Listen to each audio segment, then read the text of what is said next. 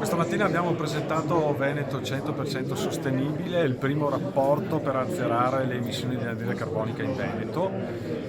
L'abbiamo fatto insieme al Centro Studi Levi Cases dell'Università di Padova.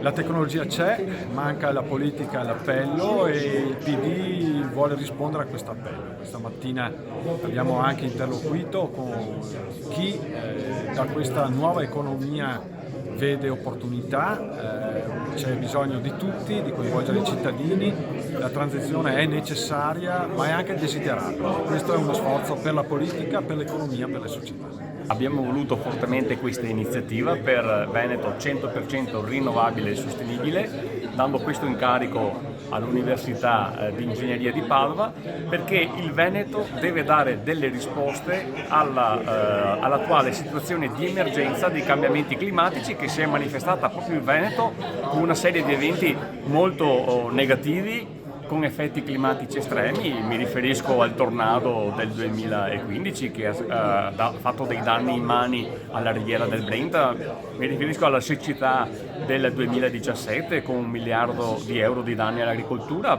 poi il 2018 all'uragano Vaia che ha spazzato via 28.000 ettari di foreste in Veneto, per finire ai danni della cimice asiatica e al grosso problema dell'inquinamento dell'aria in Veneto. Quindi dobbiamo mettere delle basi, delle fondamenta per dare delle risposte a questi temi importantissimi per le future generazioni, e questo lo si può fare solo imboccando la via dell'economia circolare. Quindi bisogna passare tramite la transizione energetica e il lavoro dell'università va in questo senso, un lavoro che abbiamo fortemente voluto e che mettiamo a disposizione del pubblico, della stessa Regione Veneto, perché dobbiamo agire. Ce lo chiedono le future generazioni, la generazione di Greta, ma ce lo chiede tutto il pianeta, perché di questo passo, con questo modello di sviluppo economico, abbiamo visto che non andiamo da nessuna parte. Diamo delle risposte e sicuramente questo è un buon punto di partenza. Sul sito www.100% rinnovabile si trovano i documenti di questa giornata.